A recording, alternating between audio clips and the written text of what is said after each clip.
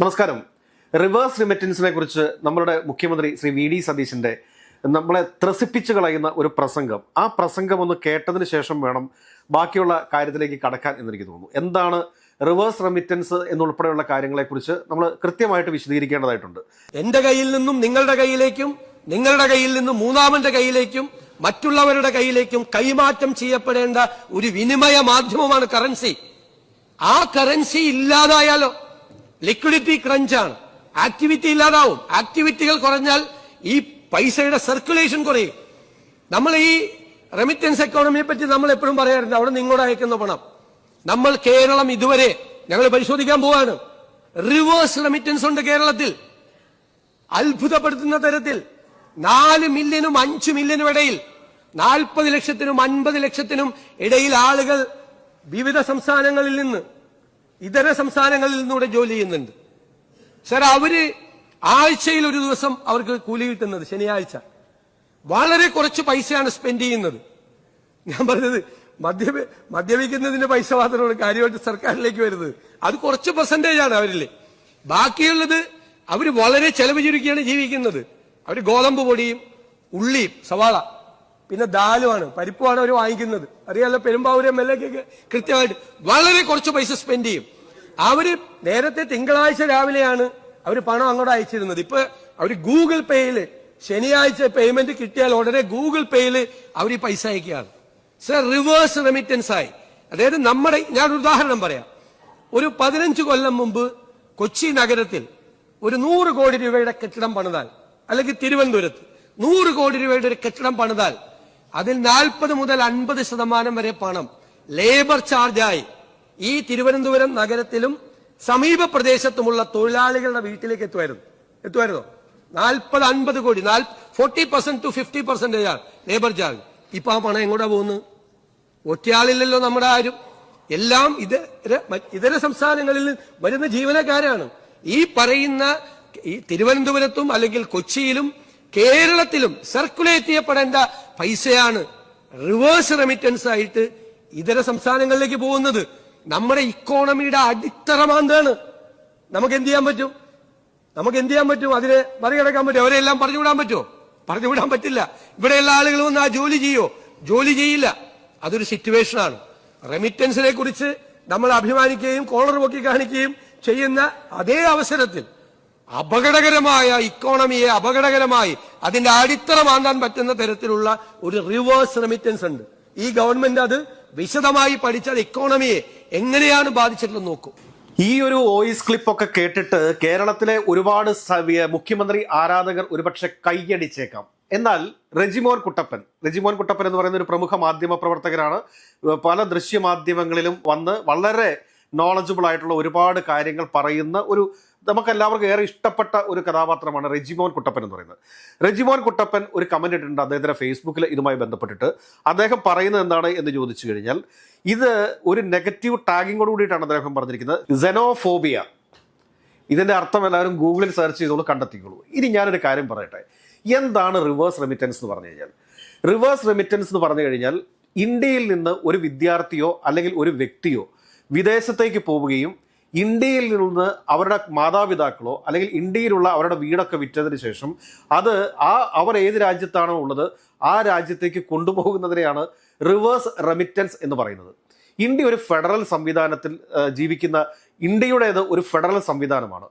ഈ ഫെഡറൽ സംവിധാനത്തിൽ ഇന്ത്യയുടെ ഏത് ഭാഗത്തും ഒരു ഇന്ത്യൻ പൗരന് സ്ഥലം വാങ്ങാനും അവിടെ വീട് വെക്കാനും അവിടെ താമസിക്കുവാനും ഒക്കെയുള്ള പരമപ്രധാനമായിട്ടുള്ള സ്വാതന്ത്ര്യം നമ്മുടെ ഭരണഘടന നിഷ്കർഷിക്കുന്നുണ്ട്.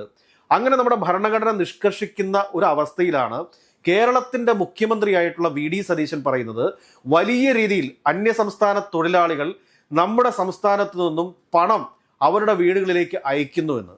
ഞാനൊരു കാര്യം ചോദിച്ചു കൊള്ളട്ടെ, ബഹുമാനപ്പെട്ട മുഖ്യമന്ത്രി, കേരളത്തിൽ നിന്ന് എത്രയോ ആളുകൾ മുംബൈയിൽ ജോലി ചെയ്യുന്നു, എത്രയോ ആളുകൾ ബാംഗ്ലൂർ ജോലി ചെയ്യുന്നു, എത്രയോ ആളുകൾ ഹൈദരാബാദിൽ ജോലി ചെയ്യുന്നു, എത്രയോ ആളുകൾ ഡൽഹിയിൽ ജോലി ചെയ്യുന്നു, എത്രയോ ആളുകൾ മറ്റു പല സ്റ്റേറ്റുകളിൽ ജോലി ചെയ്യുന്നു. അതായത് ഓഫീസ് ജോലി ചെയ്യുന്നവരുണ്ട്, ഫാക്ടറി ജോലി ചെയ്യുന്നവരുണ്ട്, സ്വന്തമായിട്ട് സ്ഥലം മേടിച്ചവരുണ്ട്.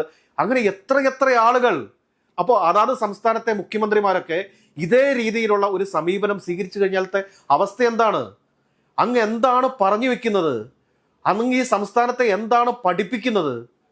അങ്ങയുടെ നാവ് കൊണ്ട് ഒരു സംസ്ഥാനത്തെ മുഴുവൻ മാനിപ്പുലേറ്റ് ചെയ്യുന്ന രീതിയിലേക്കാണോ അങ്ങ് പോയിക്കൊണ്ടിരിക്കുന്നത്? അതിശയിപ്പിക്കുന്നു, അത്ഭുതപ്പെടുത്തുന്നു. റിവേഴ്സ് റെമിറ്റൻസിനെ കുറിച്ചൊക്കെ അങ്ങ് പറയുമ്പോൾ 2 വട്ടം ആലോചിക്കണ്ടേ? അങ്ങിരിക്കുന്നത് കേരളത്തിന്റെ മുഖ്യമന്ത്രി ആയിട്ടാണ്. ഒരു കേരളത്തിന്റെ മുഖ്യമന്ത്രി പറയേണ്ട കാര്യങ്ങളാണോ ഇത്? ഒരു കാര്യം ഞാൻ ചോദിച്ചു കൊള്ളട്ടെ. വെസ്റ്റ് ബംഗാൾ ഇലക്ഷനുമായി ബന്ധപ്പെട്ടിട്ട് ഇവിടെ നിന്നുള്ള ബംഗാളികളെല്ലാം വെസ്റ്റ് ബംഗാളിലേക്ക് പോകുന്ന ഒരു അവസ്ഥയുണ്ടായിരുന്നു. പല നിർമ്മാണ പ്രവർത്തികളും ഇവിടെ നിന്നുപോയിരുന്നു. ഹോട്ടലുകളിൽ പൊറോട്ട ഇടിക്കാൻ വേണ്ടിയിട്ട് ബംഗാളികളെ കിട്ടാത്ത അവസ്ഥയുണ്ടായിരുന്നു. എത്ര നിർമ്മാണ പ്രവർത്തികൾ ഇവിടെ നിന്നുപോയി? എത്ര കൃഷിയിടങ്ങളിൽ അന്യസംസ്ഥാന തൊഴിലാളികൾ ജോലി നോക്കുന്നു?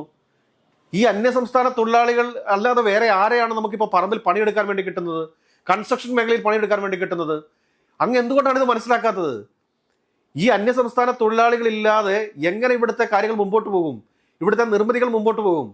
നമ്മുടെ നാട്ടിൽ ആവശ്യത്തിനുള്ള മാൻ പവർ ഉണ്ടോ? അതായത് നമ്മുടെ നാട്ടിൽ കൺസ്ട്രക്ഷൻ വർക്ക് ചെയ്യാൻ വേണ്ടിയിട്ടുള്ള ആളുകളുണ്ടോ? അങ്ങനെ ആളുകൾ ഉണ്ടെങ്കിൽ അവരിൽ ആർക്കെങ്കിലും തൊഴിൽ ലഭിക്കാതിരിക്കുന്നുണ്ടോ? ഒരു കാര്യം ആലോചിക്കുക. നമ്മുടെ സംസ്ഥാനത്ത് നിന്ന് ബംഗാളികൾ അല്ലെങ്കിൽ മറ്റ് അന്യസംസ്ഥാന തൊഴിലാളികൾ പണം കൊണ്ടുപോകുന്നുണ്ടെങ്കിൽ ഗൾഫിൽ നിന്ന് നമ്മുടെ നാട്ടിലേക്ക് പണം വരുന്നില്ലേ? US-ൽ നിന്ന് നമ്മുടെ നാട്ടിലേക്ക് പണം വരുന്നില്ലേ? UK-ൽ നിന്ന് നമ്മുടെ നാട്ടിലേക്ക് പണം വരുന്നില്ലേ? ഓസ്ട്രേലിയയിൽ നിന്ന് നമ്മുടെ നാട്ടിലേക്ക് പണം വരുന്നില്ലേ?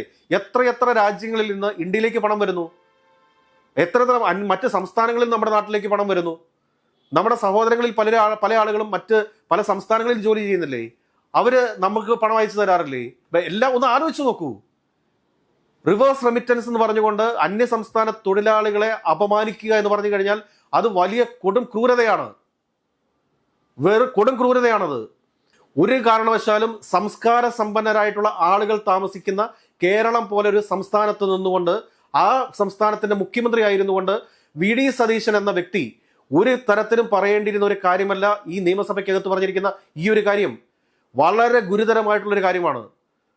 ഈ സംസ്ഥാനത്തിന്റെ നേട്ടത്തിന് വേണ്ടിയിട്ട്, ഈ സംസ്ഥാനത്തിന്റെ പുരോഗതിക്ക് വേണ്ടിയിട്ട് പണിയെടുക്കുന്ന ആളുകളാണ്. അങ്ങനെ ഉണ്ടെങ്കിൽ ദുബായിലൊക്കെ ജോലി ചെയ്യുന്ന മലയാളികളെ കുറിച്ച് അവിടെയുള്ള അറബികൾ എന്ത് പറയും? അവരുടെ റിവേഴ്സ് റെമിറ്റൻസ് എന്ന് പറയില്ലേ? ശരിക്കുള്ള റിവേഴ്സ് റെമിറ്റൻസ് അതല്ലേ? വിദേശ രാജ്യത്ത് നിന്ന് നമ്മുടെ രാജ്യത്തേക്ക് വരുന്നതല്ലേ? ഇതിപ്പോൾ എന്താണ് എന്ന് ചോദിച്ചു കഴിഞ്ഞാൽ അന്യസംസ്ഥാന തൊഴിലാളികൾ ഇവിടെ പണിയെടുക്കുന്ന സമയത്ത് അവർ ഉരുളക്കിഴങ്ങും അതോടൊപ്പം തന്നെ എന്താ പറയുക ആട്ടയും കൊണ്ട് ജീവിച്ചു പോന്നു. അതവരുടെ ജീവിത ശൈലിയാണ്. അതിനെ എന്തിനാണ് കളിയാക്കുന്നത്? അവന്റെ ദാരിദ്ര്യത്തെ എന്തിനാണ് കളിയാക്കുന്നത്? അവന്റെ സേവിങ് മെന്റാലിറ്റി എന്തിനാണ് നെഗറ്റീവ് ആക്കി കളയുന്നത്? അവനിവിടെ കള്ളു കുടിക്കാൻ വേണ്ടിയിട്ട് മാത്രമേ ഉപയോഗിക്കുന്നുള്ളൂ പറയുമ്പോൾ എത്ര ലോ ക്ലാസ് വേർഡ്സ് ആണ് ഉപയോഗിക്കുന്നത്. അങ്ങയുടെ മാധ്യമ ഉപദേഷ്ടാവായിട്ടിരിക്കുന്ന റോയ് മാത്യൂസിനെ പോലെയുള്ള പ്രമുഖനായിട്ടുള്ള ഒരു മാധ്യമ പ്രവർത്തകനാണ് അദ്ദേഹം. ലോകത്തിന്റെ ഏത് ഭാഗത്ത് ഏത് പുസ്തകങ്ങൾ ഇറങ്ങിയാലും അത് വാങ്ങി വായിക്കുകയും അതിനെക്കുറിച്ച് കൃത്യമായിട്ട് വിശകലനം ചെയ്യാൻ ശേഷിയുള്ള അദ്ദേഹത്തോടെങ്കിലും ഇങ്ങനെയുള്ള പ്രസംഗങ്ങൾ നടത്തുന്നതിന് മുമ്പ് അങ്ങൊരു അഡ്വൈസ് തേടുന്നത് നല്ലതായിരിക്കും എന്ന് ഓർമ്മപ്പെടുത്തുകയാണ്. അഭിമാനമായിട്ട് മലയാളികൾ വാഴ്ത്തിപ്പാടി അങ്ങേ നാളെ ഇവിടെ വേറൊരു തരത്തിൽ പറയാൻ ഇടവരുത്താതിരിക്കാൻ വേണ്ടിയിട്ടാണ് ഇതുപോലുള്ള തെറ്റുകൾ അങ്ങേക്ക് മുമ്പിൽ ചൂണ്ടിക്കാണിക്കുന്നത്.